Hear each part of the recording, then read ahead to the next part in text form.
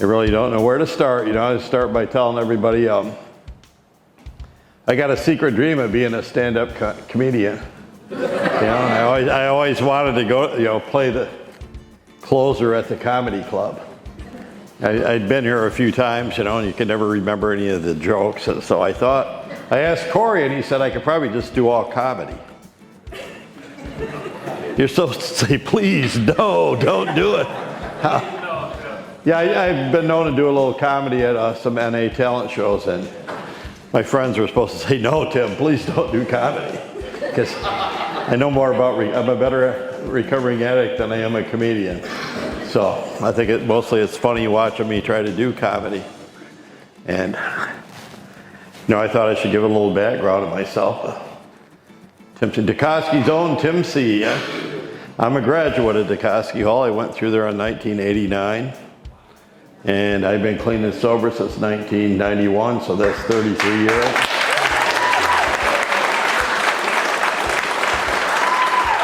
And, you know, if I can do it, you can do it. That's why I'm saying that. You know, so there's hope in that. You know, I hope you guys can do it. You know, I tell people I went from being a hopeless dope fiend to being a dopeless hope fiend.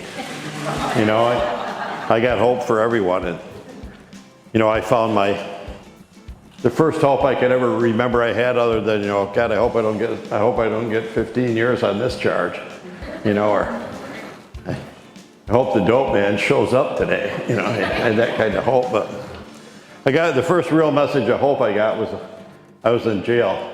Yeah, I was in jail once or 6 times. It was 6 times. I was in jail 6 times. Some guys came in from Narcotics Anonymous and, you know, gave us a message, you know, a message of hope. Narcotics Anonymous, the message is that any addict can stop using drugs, lose the desire to use, and find a new way to live. You know, and I really don't remember a lot of what they talked about. It was a long time ago. And, but I remember the guys coming in there, you know, and they had hope. And there was one guy in particular that said, he had all these problems in his life. He had problems in his relationships. He had problems at work. You know, he had all these problems. And he stopped using drugs and all the problems went away. So that pretty much was my biggest problem. And, you know, they kept putting me in jail on drug and alcohol charges, you know, and it was, I think at the 6th time in jail, one of the Department of Corrections officers, you don't like it when you call them guards. Anyways. He said, you know, every time you've been in jail, drugs and alcohol had something to do with it. And I thought, no. And then I thought, yeah. You know, so it's like, I definitely qualify for this program. I hired in Dukoski Hall in 1994, so that was 30 years ago. And it's been a ride, you know. I know what room you're talking about. The single room, I know what that is. That used to be the closet. You know, but they turned it into a room because need as many beds as we could get because there's a lot of people out there that need help. You know, and it's a good place to start. And I tell you, I wrote 6 pages of notes for this, and I got it down to I got a cheat sheet in my pocket in case I forget. I sent it to one of my sponsees so that if I forget anything, he can shout it out. Because I'm liable to. My memory doesn't work that good anymore, and I kept writing down. Oh, I got to have a message of hope, and you know, I write notes, and then I add things over here, and I got all, you know. So I wrote 6 pages, but 2 of them were pretty much the same, you know. And I kept wanting to add more to it, so I thought, okay, I'm supposed to focus on the message of hope. And I was here at the last event, and number 2. And my friend Mike sitting over there, Mike, he told us what hope was. He gave us a dictionary definition even, you know, and I thought, well, I don't remember what the dictionary definition of hope is, but I was going to focus on more where hope is, where you can find it. You know, you can find it in meetings, you can find it in literature, you can find it in ourselves. We can have hope for other people. Hope is it's pretty amazing, I think, but I don't think hope alone is not enough. There's other things you got to do too. And part of it, hope's a spiritual principle. So Narcotics Anonymous says that we learn to deal with life on life's terms basically by applying spiritual principles in our lives instead of using drugs. And there's a bunch of those that we can apply in our lives. And I'm trying to keep some kind of order in my talk. I jump around a lot usually, but did I mention I go to Narcotics Anonymous? I know I did. Most people know that. It's an anonymous program, but I've been going so long. And when I got there, I didn't know a lot. I didn't know how to stay clean, and basically the first time around when I went through Koski, I thought, oh, I know what I need to do to stay clean. I probably don't really need one of them sponsors, and I can, go to a couple meetings a week and hang out with all my old friends and stuff. I'll go to the club and I'll drink pop. I had this great plan of what I was going to do, and I stayed clean for about 2 weeks, and then I was back out using again. And it's just, I went back out for a couple of years. And what it took was me to get back to as sick as I was before I went in there. I was crawling on the floor looking for that little rock of crack that I said I would never smoke again. I was looking for that little rock I dropped, and I never really dropped one. There was no rock to find, but I was crawling on the floor anyways. And I thought, how did this happen to me? Well, it happened because I started using drugs again. It took a couple of years. I tried the marijuana maintenance program, and I just smoked weed for quite a while, but it wasn't enough anymore, so I started drinking again. Then I got the crack pipe back in my hand, and that was like a 2-weekend deal with the crack pipe, and I got my butt to a meeting. I reached that point of desperation. A lot of us around here in NA, we say desperation is a gift. Because most of us had to get desperate, I remember at that desperation, I had hope. I realized I had hope. I thought, what was I going to do? I couldn't go back. I probably couldn't go back to treatment because I hadn't paid for the first trip yet. You actually had to pay for it back in them days. But, I hadn't paid for it yet, and I didn't know what to do, But I went to enough meetings the first time around that I knew I could go to a meeting and people would be there that would understand me and be able to help me. First thing I had to do is come to the conclusion that I didn't know anything about how to stay clean and live my life without drugs. So maybe I should follow the direction of some people that found their way. And they were perfectly willing to show me, even though I thought they were going to chastise me when I went back and I didn't do what they told me, and look what happened to me, but it was oh yeah, I remember you. You want some coffee? There was no judgment or no guilt tripping or anything like that. I was on my own guilt trip. I had enough hope to believe it could get better, and all you got to have is just a little bit of hope. If you got a little bit of hope that your life can change and get better, it probably can. When I say that, I think my son killed himself because of this disease, and it was August 30th, 2019. I figure what happened to him is he didn't have hope. He lost hope. He lost hope that life could get any better, and even though his dad tried to talk him into going to treatment or doing something different, he said he didn't have a problem. And, we learned that, you can't help someone that doesn't have a problem, right? If they're not willing to admit it, there's not much we could do. That's terrible. I also lost, a few months after that, my stepson went through Koski and got out. And he said he would never stick a needle in his arm, and I think he did one time, and it killed him. He died from heroin with fentanyl in it. My other stepson that lived in New Hampshire died of heroin with fentanyl in it. I don't know when it was, a few months after that, I think.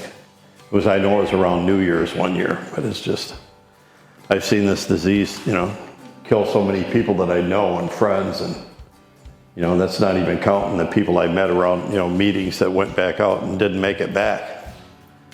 And I like to throw that in there that I didn't make it the first time around either. It's like a relapse is part of my story, and I like to add that, it's not part of the program, it's part of my story. It happens a lot because we're addicts. we're acceptable. So that's where, we get into, you gotta practice like surrender and acceptance and, get some faith and work on that hope. And something that helped me was to spread that hope around, the message of NA. And I got involved real early on in taking meetings into jails. I've been to prisons, to tell people, and part of the jail, I tell people I like to go in there around Christmas because the last time I was in jail was around Christmas. And I could tell them guys, you might be in jail right now, but you don't have to be in jail next year. There's a way out of the madness, and just share what I found. When I first got clean, I didn't have any friends that didn't use drugs. Now I don't have any friends that use drugs. At least not on a regular basis, and if they do, they don't use them around me. Because I'll stand up and say, hey, get out of here. Get that out of my face. I learned that, I had to be responsible for my own recovery, and I had to tell people that I don't want that stuff anymore. Another thing I wanted to make sure that I talked about was unity.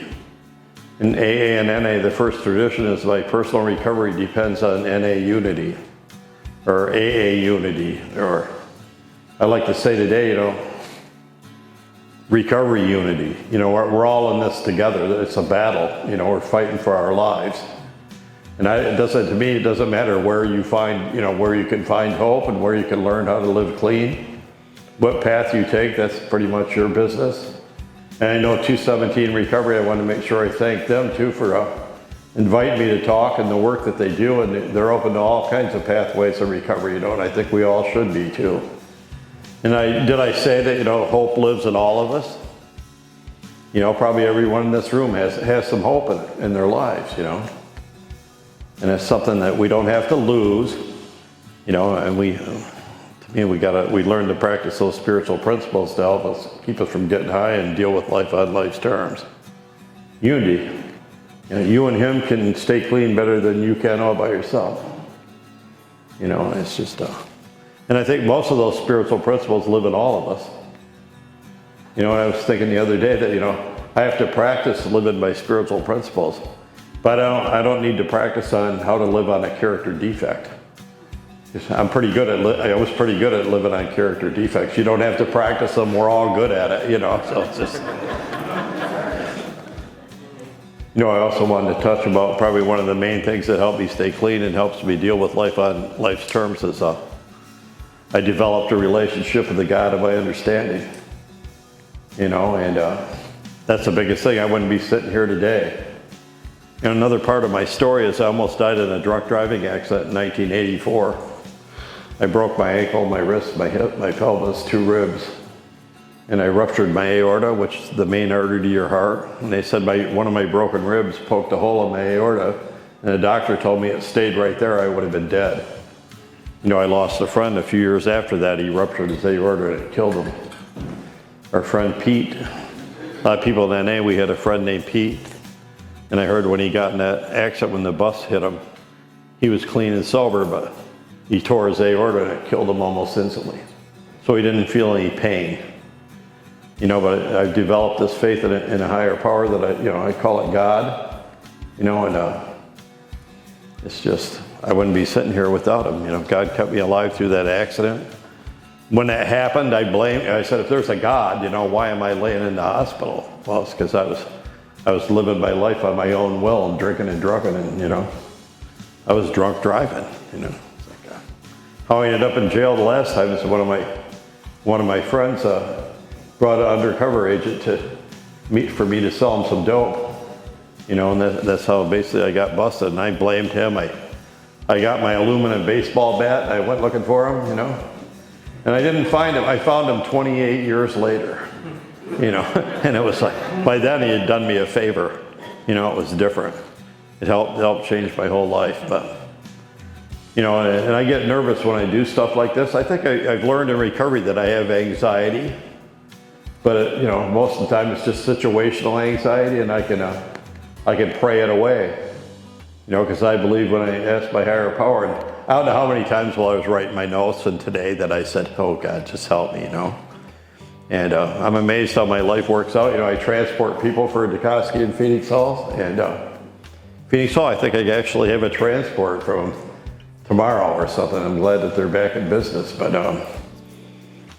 you know, it's just like sometimes I got 6 appointments in a half hour and I don't know how I'm going to do it. And then I'll do it and go, wow. You know, things happen. And I remember that every day before I get out of bed, I pray to my higher power.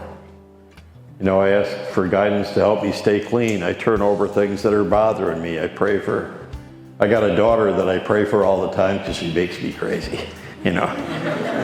Some of you probably know her, but anyway, she just, she makes me crazy sometimes. And I do it, so I pray for her a lot. You know, and I learned that in recovery. You know, if you're having a problem with somebody, maybe you should just pray for them. You know, and I believe when I pray for people, not only does it help them, I'm not really sure sometimes if it helped them, but I know it helps me. You know, it helps me to let go and keep my composure. And sometimes I still lose that once in a while, especially with that daughter that drives me crazy. You know, it's like, oh, I had a deal with her a couple days ago, and it's just like, man, why now when I'm preparing to give a talk, you know?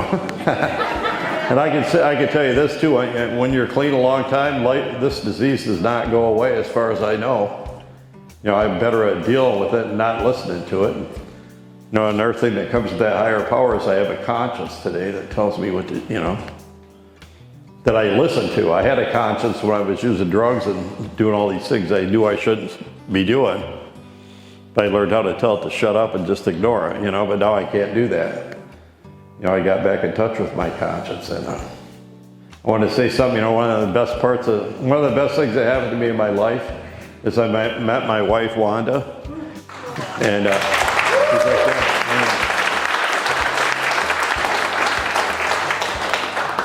And yeah, on June 29th, we're going to celebrate 22 years married, so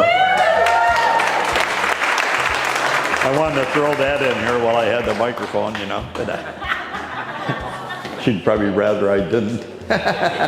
You know, and I know she's a strong, great woman because she could put up with me, you know, and there's a little bit of comedian in me. I think that's another thing that helps me, you know. When I was in treatment at Dikoski, I said 2 things are never going to take away from me. That's my rock and roll, my sense of humor. They're not going to get that, you know. Now I just laugh about different things, you know. And when I'm having fun, it's because I'm really having fun. It's not because I took a bunch of drugs and making me think I'm having fun, you know. And I'm just grateful for the life I have today. And before I get out of bed, I pray, and then I get up and I get my tea, and I have some daily readings that I read. You know, I believe in the God that's in the Bible, so I read the Bible on a thing where I read it through in a year, and I've been doing it for a few years. And to me, that's just, you know, and that's more important than anything else I got to do. You know, I start my day every day, you know, spending some time with my higher power and praying and reading my readings, and had this routine where, like, you know, I drink my tea in the morning because the doctor told me I shouldn't drink coffee because I had acid reflux and it did some damage to my esophagus. So, but I got that all straightened out, you know, because I go to doctors today, and you know, but I used to start with coffee, but now I drink tea, and I eat my breakfast, and I take my medication, and, you know, I take a shower and shave, and these are things I do every day. And 3 days a week. Lately, I've been, you know, for the last couple of years, I've been going to a morning NA meeting, and they have free breakfast. It's at 8 o'clock at the Church of the Nazarene if anybody's hungry in the morning. But, and you know, it's become part of my routine, and being a service to Narcotics Anonymous. When I went through Dikoski Hall, there were 2 NA meetings in Traverse City. One on Friday and one on Saturday. The one on Saturday, AA had a little room off to the side. They let us meet in there. I had to get special permission and 2 guys to go with me to go to an NA meeting because NA wasn't very big in Traverse City, you know, so I watched it go from 2 meetings a week to now we have 2 every day. We have, I think there's 4 on Friday, you know, and there's all kinds of AA meetings around here too. I mean, those are the big ones, you know, but yeah. So I think we should all just support each other where we go. You know, sometimes there's like it seems like there's animosity between AA and NA. You know, ours is a better way and yours is a better way. Whatever. You know, I went to both and I qualify for both. And I probably qualify for some other programs too, you know. But, so anyways, I want to thank the 217 crew again, you know, for asking me to speak and for putting this event on. There's a lot of work involved in this. There's always a place you can help too, you know, where being of service to Narcotics Anonymous has basically saved my life. And I've been doing it since I first got clean. So that's 33 years I've been involved in some kind of service, you know, helping other people. And I love working at DeKosky Hall, and I'm glad you're all here, and that's all I got. Thanks. I did it.